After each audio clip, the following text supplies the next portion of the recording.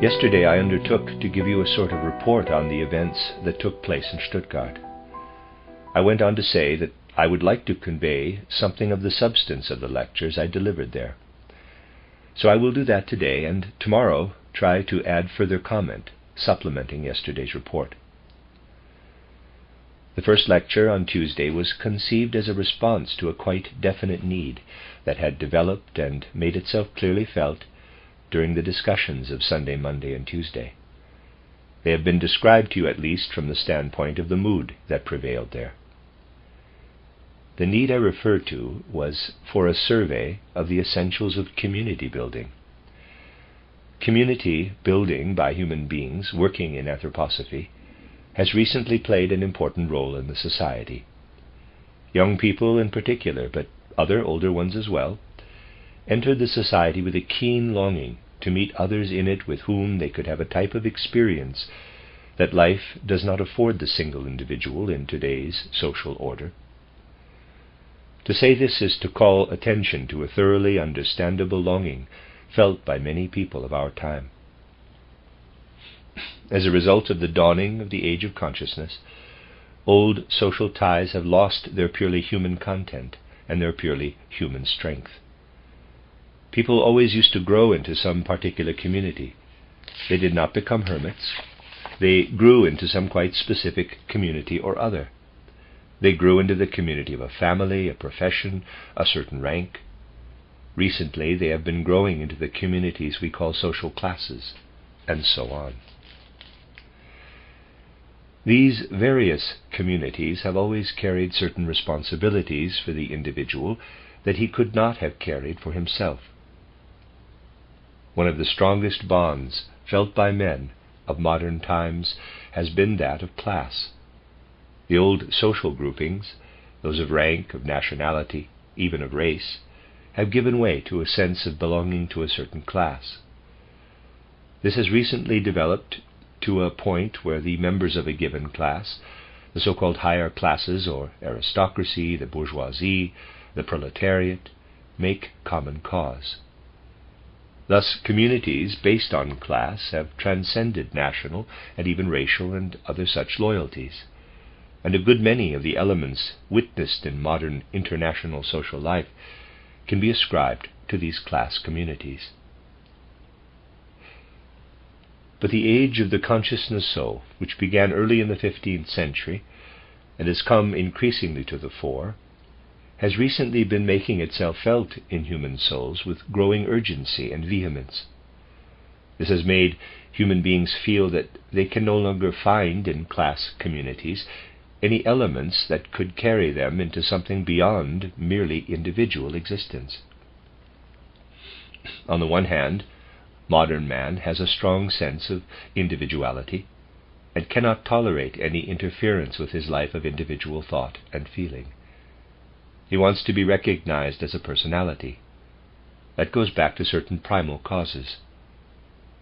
If I may again resort to the terminology I used yesterday, I would say that since the end of Kali Yuga, or in other words, since this century began, something has been stirring in contemporary souls, no matter how unconsciously, that could be expressed in the words, "I want to be a distinct individual." Of course, not everybody could formulate it thus. It shows itself in many kinds of discontent and psychic instability. But underlying them is the desire to be a distinct personality. The truth is, however, that no one can get along on earth without other human beings. Historic ties and bonds like those that unite the proletariat in a sense of class belonging, for example, do not supply anything that on the one hand can satisfy the urge to be a distinct individual and on the other unite individuals with their fellow men. Modern man wants the purely human element in himself to relate him to the purely human element in others. He does indeed want social ties, but he wants them to have an individual character, like that experienced in personal friendships. An endless amount of what goes on between human beings in contemporary life can be traced to a craving for such human communities. It was quite evident a while ago when a group of younger people came to me wanting to bring about a renewal of Christianity. It was their belief that such a renewal could be achieved only by making the Christ impulse very much alive in the sense that anthroposophy has demonstrated.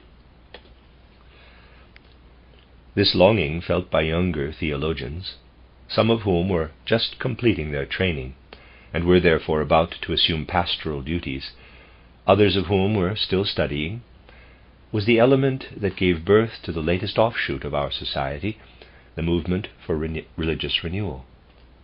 Now, quite a variety of things had to be done for this movement for religious renewal. It was of first concern to bring the Christ impulse to life in a way suited to the present.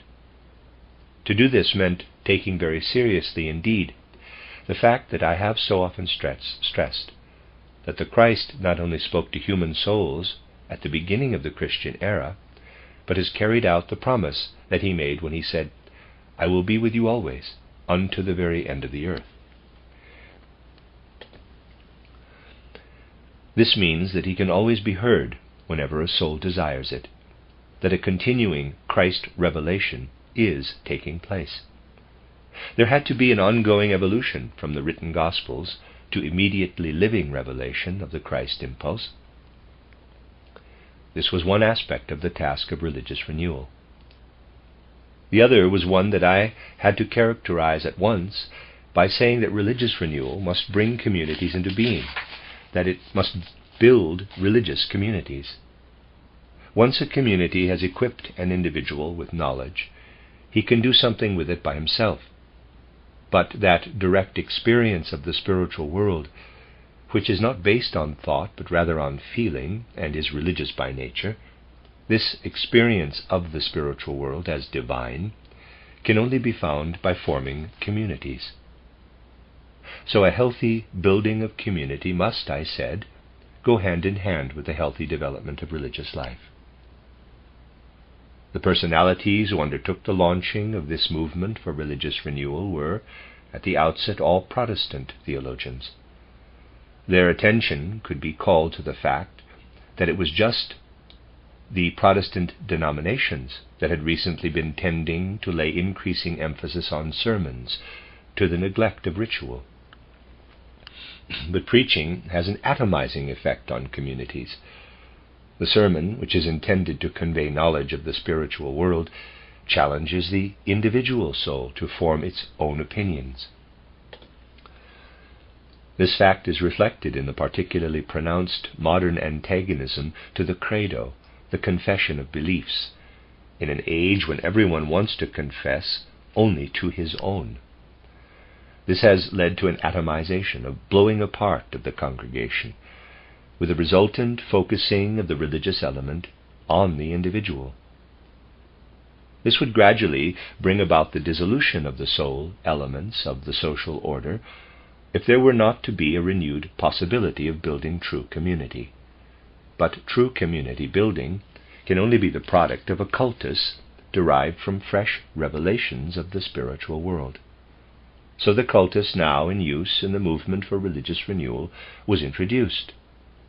It takes mankind's historical evolution fully into account, and thus represents in many of its single details, as well as in its overall aspects, a carrying forward of the historical element. But its every aspect also bears the imprint of fresh revelations, which the spiritual world can only now begin to make to man's higher consciousness. The cultus unites those who come together at its celebration. It creates community, and Dr. Rittelmeyer said quite rightly in the course of the Stuttgart deliberations that in the community-building power of the cultus, the movement for religious renewal presents a great danger, perhaps a very grave one, to the Anthroposophical Society. What was he pointing to when he said this? He was calling attention to the fact that many a person approaches the society with the longing to find a link with others in a free community experience.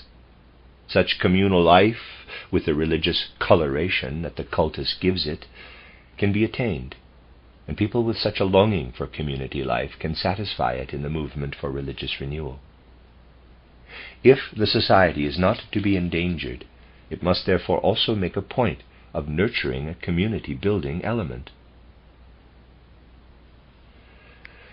Now this called attention to a fact of the greatest importance in this most recent phase of the society's development. It pointed out that anthroposophists must acquire an understanding of community building. An answer must be found to the question whether the community building that is being achieved in the movement for religious renewal is the only kind there is at present, or whether there are other possibilities of attaining the same goal in the anthroposophical society. This question can obviously only be answered by studying the nature of community building. But that impulse to build community, which modern man feels and the cultus can satisfy, is not the only one that moves him, strong though it is. There is still another. Every human being of the present feels both kinds of longings, and it is most desirable that each and every one should have his need met by providing community-building elements, not only in the movement for religious renewal, but in the anthroposophical society as well. When one is discussing something, one naturally has to clothe it in idea form. But what I am about to present in that form really lives at the feeling level in people of our time. Ideas are a device for making things clear. But what I want to talk about now is something that modern man experiences purely as feeling. The first kind of community building that we encounter the moment we set out on earthly life is one that we take quite for granted and seldom think about or weigh in feeling. That is the community built by language. We learn to speak our mother tongue as little children, and this mother tongue provides us with an especially strong community-building element, because it comes into the child's experience and is absorbed by him at a time when his etheric body is still wholly integrated with the rest of his organism, and as yet quite undifferentiated. This means that the mother tongue grows completely at one with his entire being. But it is also an element that groups of human beings share in common. People feel united by a common language, and if you remember something I have often mentioned, the fact that a spiritual being is embodied in a language, that the genius of language is not the abstraction learned men consider it, but a real spiritual being, you will sense how a community based on a shared language rests on the fact that its members feel the presence of a real genius of speech. They feel sheltered beneath the wings of a real spiritual being. That is the case wherever community is built. All community building eventuates in a higher being descending from the world of the spirit to reign over and unite people who have come together in a common cause. But there is another individual element eminently capable of creating community that can make its appearance when a group foregathers. A common tongue unites people because what one is saying can live in those who are listening to him. They thus share a common content. But now let us imagine that a number of individuals who spent their childhood and early school days together find an occasion of the sort that could, and indeed often does, present itself to meet again some 30 years later. This little group of 40 or 50-year-olds, every one of whom spent his childhood in the same school in the same region, begins to talk of common experiences as children and young people. Something special comes alive in them that makes for quite a different kind of community than that created by a common tongue. When members of a group speaking the same language come, in the course of meeting and talking, to feel that they understand one another, their sense of belonging together is relatively superficial compared with what one feels when one's soul depths are stirred by entertaining common memories. Every word has a special coloring, a special flavor, because it takes one back to a shared youth and childhood. What unites people in such moments of communal experience reaches deeper levels of their soul life. One feels related in deeper layers of one's being to those with whom one comes together on this basis.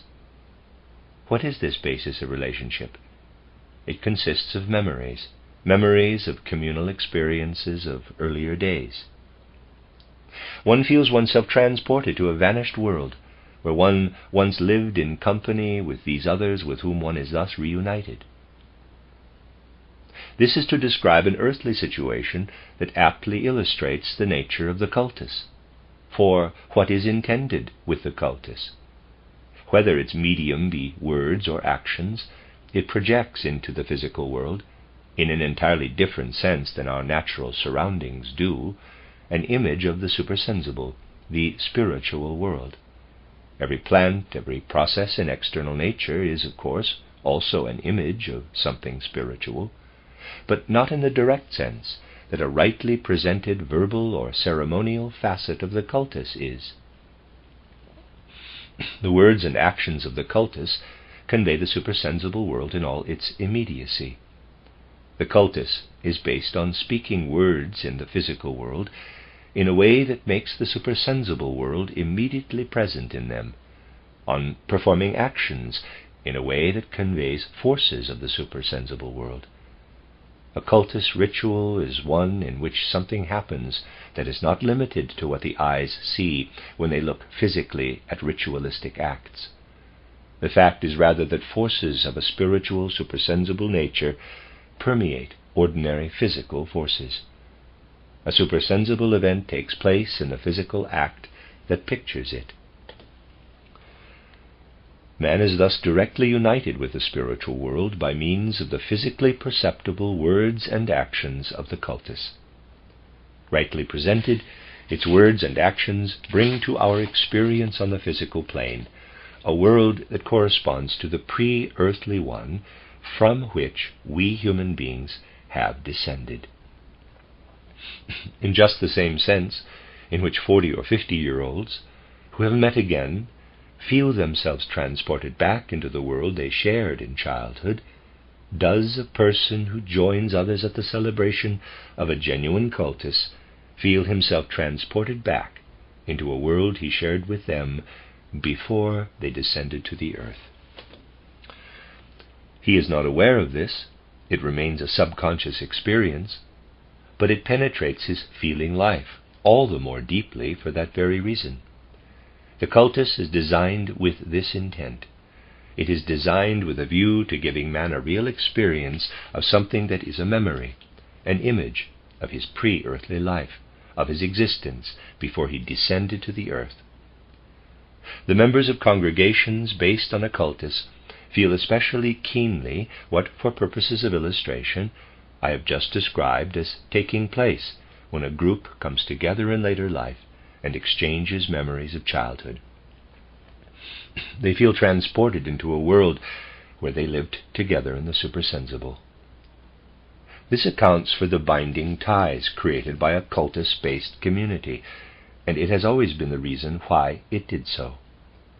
Where it is a matter of a religious life that does not have an atomizing effect because of its stress on preaching, but instead emphasizes the cultus will lead to the forming of a true community or congregation.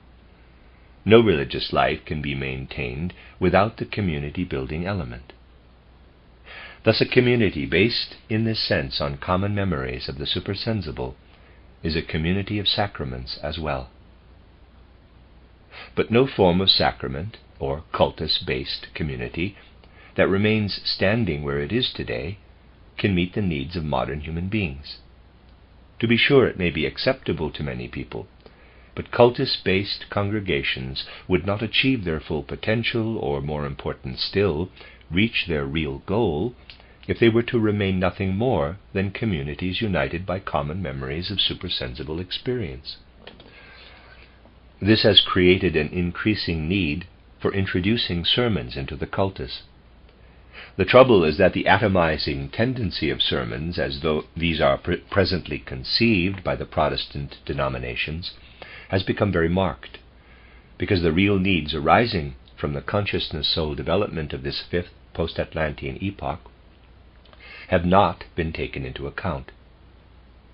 The concept of preaching in the older confessions is still based on the needs of the fourth post-Atlantean period. In these older churches, sermons conform to the worldview that prevailed during the period of intellectual soul development. They are no longer suited to the modern consciousness. That is why the Protestant churches have gone over to a form of presentation that makes its appeal more to human opinion, to conscious human understanding. There is every good reason for doing this, of course. On the other hand, no really right way of doing it has yet been found. A sermon contained within the cultus is a misfit. It leads away from the cultus in a cognitive direction. But this problem has not been well recognized in the form preaching has taken in the course of man's ongoing evolution. You will see this immediately when I remind you of a certain fact. You will see how little there is left when we omit sermons of more recent times that do not take a biblical text. In most cases, Sunday sermons, as well as those delivered on special occasions, take some quotation from the Bible for their text, because fresh, living revelation, such as is also available in the present, is rejected. Historical tradition remains the only source resorted to. In other words, a more individual form of sermon is being sought, but the key to it has not been found. Thus, sermons eventuate in mere opinion, personal opinion, with atomizing effect. Now, in the recently established movement for religious renewal, built as it is in all essentials on an anthroposophical foundation, reckons with fresh, ongoing revelation, with a living spiritual experience of the supersensible world, then it will be just the sermon factor that will bring it to recognize its need for something further. This something is the same thing that makes fresh, ongoing, living knowledge of the spiritual world possible, namely, anthroposophical spiritual science. I might express it by saying that sermons will always be the windows through which the movement for religious renewal will have to receive what an ongoing, living anthroposophical society must give it. But as I said when I spoke of the movement for religious renewal at the last lecture I gave over there in the still intact Goetheanum, if the movement for religious renewal is to grow, the anthroposophical society will have to stand by it in the liveliest possible way, with all the living life of anthroposophy flowing to it from a number of human beings as the channel. The movement for religious renewal would soon go dry if it were not to have at least some people standing by it in whom anthroposophical cognition is a really living element. But as I said, many individuals are presently entering the society, seeking anthroposophy not just in the abstract, but in the community belonging that satisfies a yearning of the age of consciousness. It might be suggested that the society, too, should adopt a cultus. It could do this, of course, but that would take it outside its proper sphere. I will therefore now go on to discuss the specifically anthroposophical way of building community. Modern life definitely has other community-building elements to offer, besides that based on common memories of prenatal experience of the supersensible world. The element I have in mind is one that is needed by the present in a form especially adapted to the age of consciousness. In this connection, I must point out something that goes entirely unnoticed by most human beings of our time. There has, to be sure, always been talk of idealism. But when idealism is mentioned nowadays, such talk amounts to little more than hollow phrases, even in the mouths of the well-meaning. For ours is a time when intellectual elements and forces have come especially strongly to the fore throughout the entire civilized world, with the result that there is no understanding for what a whole human being is. The longing for that understanding is indeed there, particularly in the case of modern youth. But the very indefiniteness of the form in which youth conceives it shows that something lives in human souls today that has not declared itself at all distinctly. It is still undifferentiated, and it will not become the less naive for being differentiated. Now, please note the following. Imagine yourselves back in times when religious streams were rising and inundating humankind. You will find that in those bygone periods of human evolution, this and that proclamation from the spiritual world was being greeted by many people with enormous enthusiasm.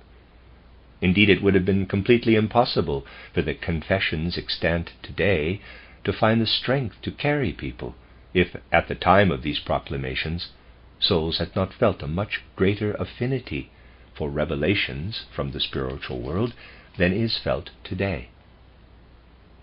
Observing people nowadays, one simply cannot imagine them being carried away by anything in the nature of a proclamation of religious truths, such as used to take place in earlier ages.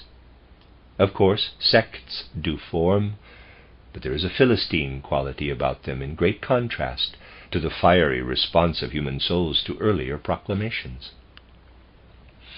One no longer finds the same inner warmth of soul toward things of the Spirit.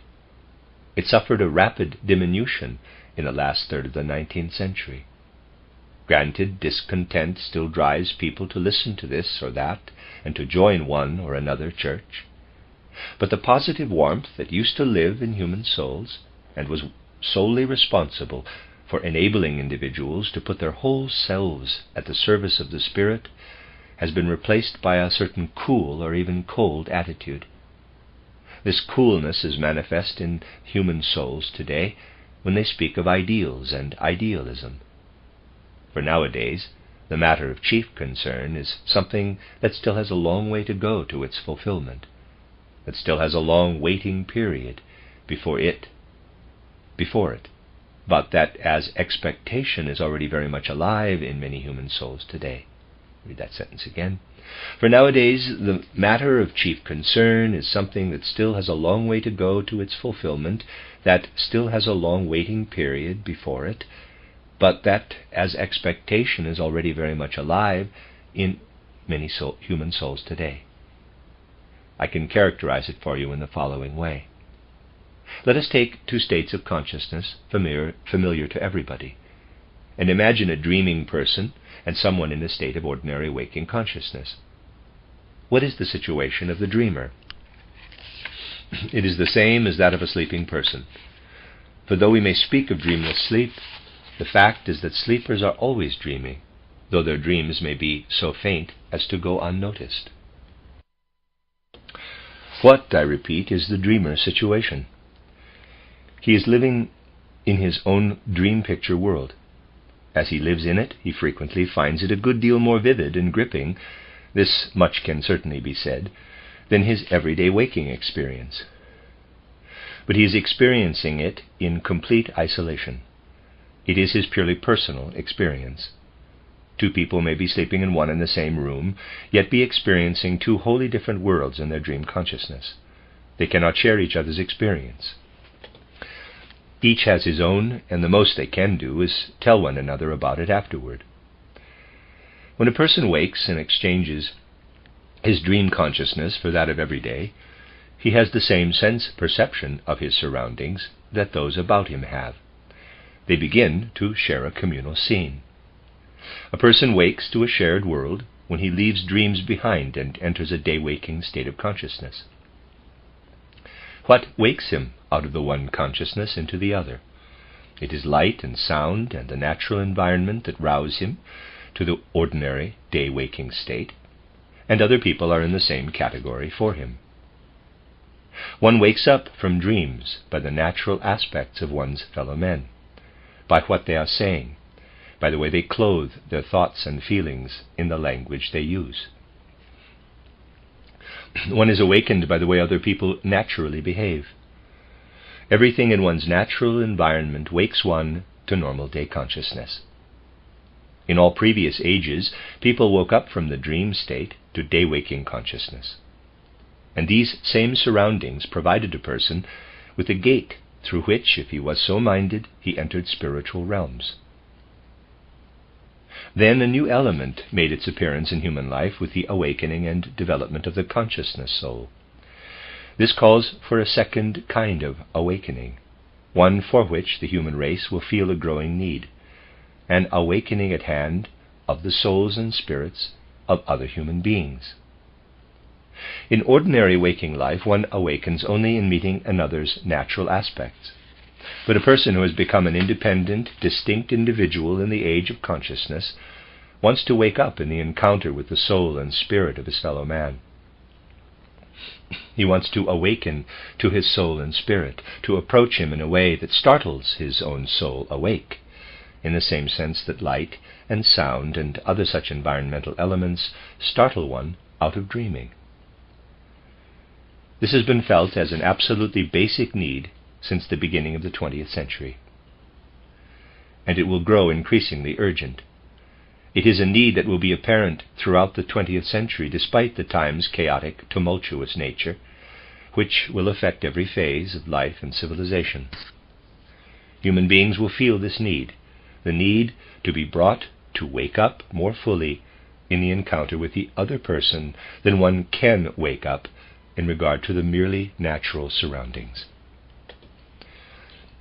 Dream life wakes up into wakeful day consciousness in the encounter with the natural environment. Wakeful day consciousness wakes up to a higher consciousness in the encounter with the soul and spirit of our fellow man. Man must become more to his fellow man than he used to be. He must become his awakener. People must come closer to one another than they used to do, each becoming an awakener of everyone he meets. Modern human beings entering life today have stored up far too much karma not to feel a destined connection with every individual they encounter. In earlier ages, souls were younger and had not formed so many karmic ties. Now it has become necessary to be awakened, not just by nature, but by the human beings with whom we are karmically connected and whom we want to seek. So, in addition to the need to recall one's supersensible home, which the cultus meets, we have the further need to be awakened to the soul's spiritual element by other human beings. And the feeling impulse that can bring this about is that of the newer idealism. When the ideal ceases to be a mere abstraction and becomes livingly reunited with man's soul and spirit, it can be expressed in the words, quote, "I want to wake up in the encounter with my fellow man," close quote. This is the feeling that, vague though it is developing in youth today. I want to be awakened by my fellow man. And this is the particular form in which community can be nurtured in the anthroposophical society. It is the most natural development imaginable, for when people come together for a communal experience of what anthroposophy can reveal of the supersensible, the experience is quite a different one from any that the individual could have alone. The fact that one wakes up in the encounter with the soul of the other during the time spent in his company creates an atmosphere that, while it may not lead one into the supersensible world in exactly the way described in Title Knowledge of the Higher Worlds, furthers one's understanding of the ideas that anthroposophical spiritual science brings us from supersensible realms.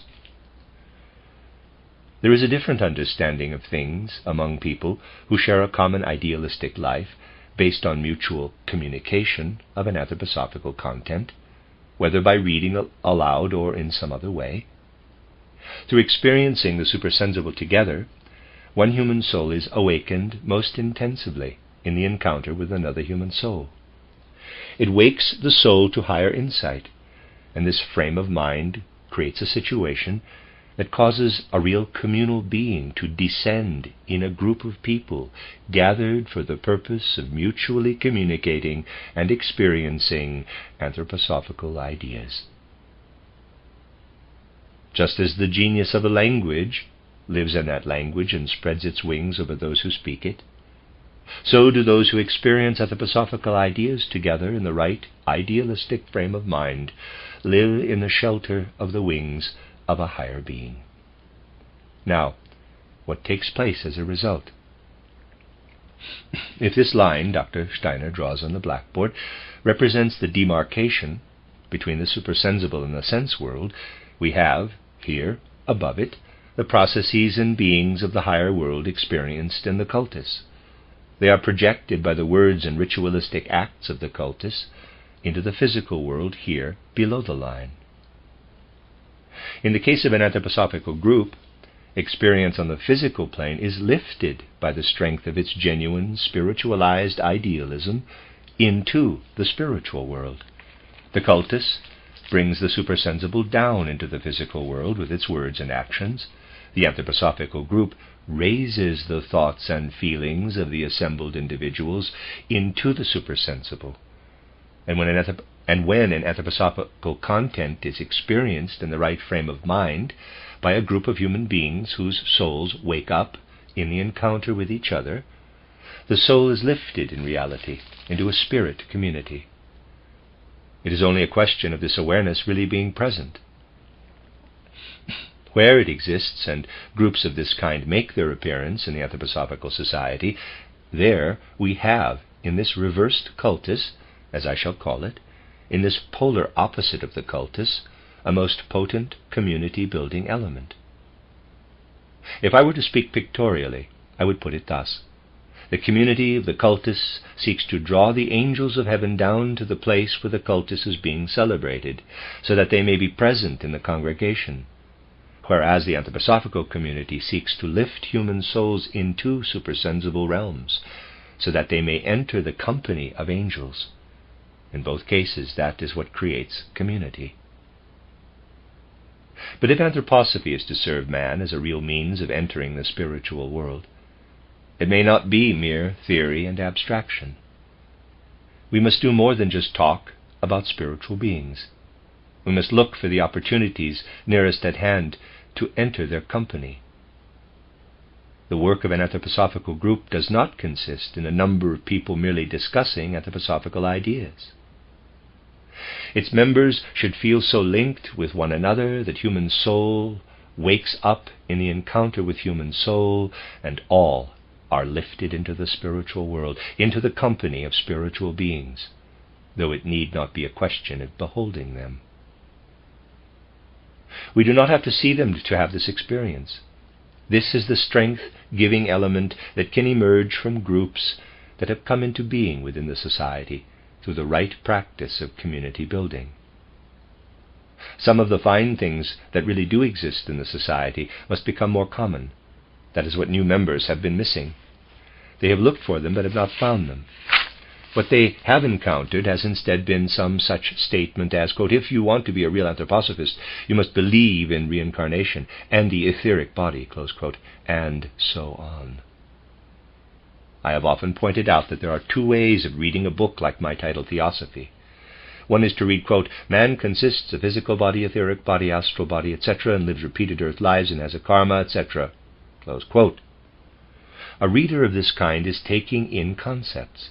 They are, of course, rather different concepts than one finds elsewhere, but the mental process that is going on is, in many respects, identical with what takes place when one studies a cookbook.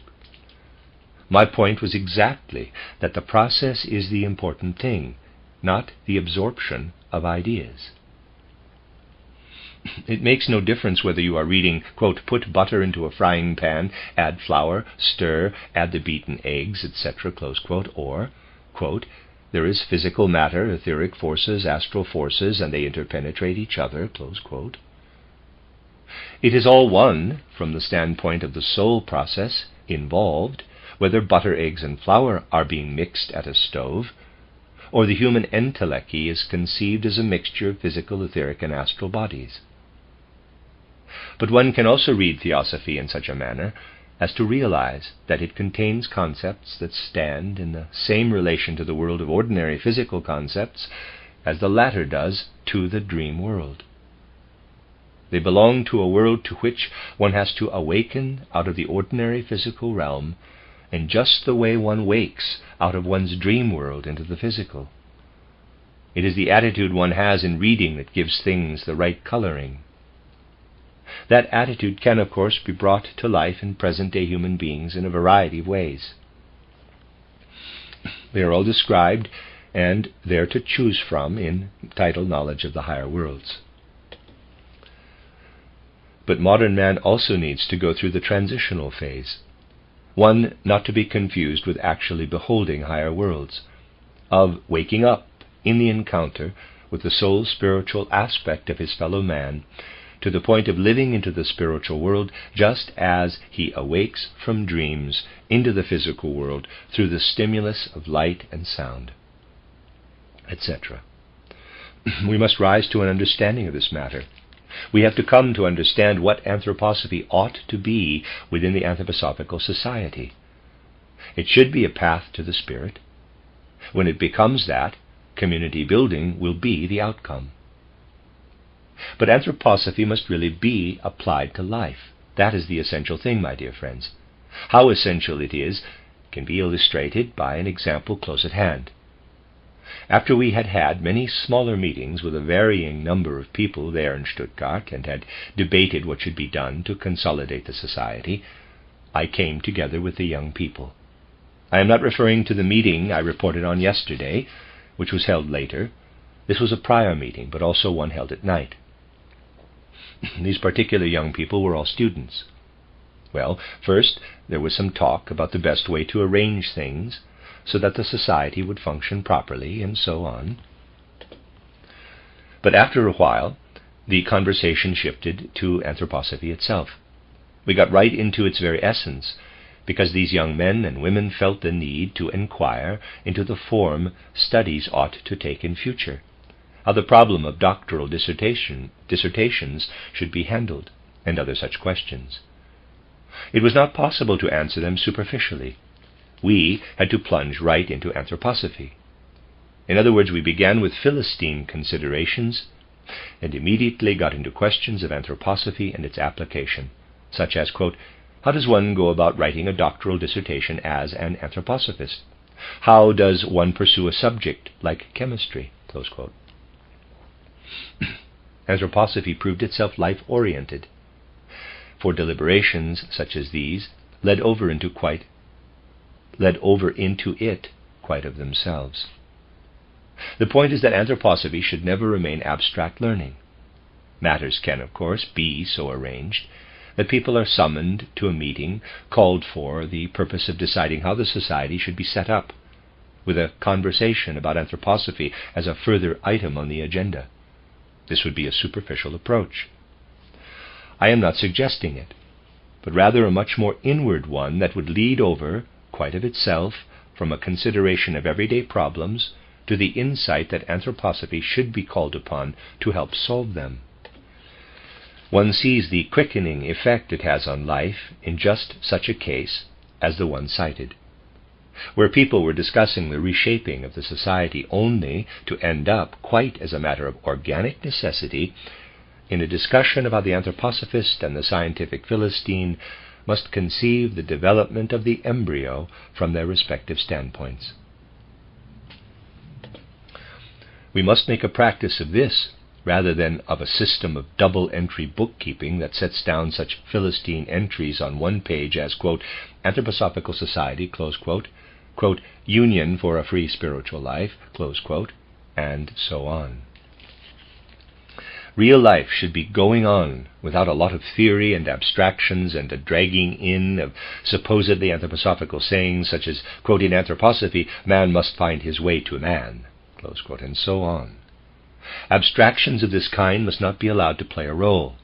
Instead, a concrete anthroposophical approach should lead straight to the core of every matter of concern. When that happens, one seldom hears the phrase, that is anthroposophical or unanthroposophical. Indeed, in such cases, the word anthroposophy is seldom spoken. We need to guard against fanatical talk.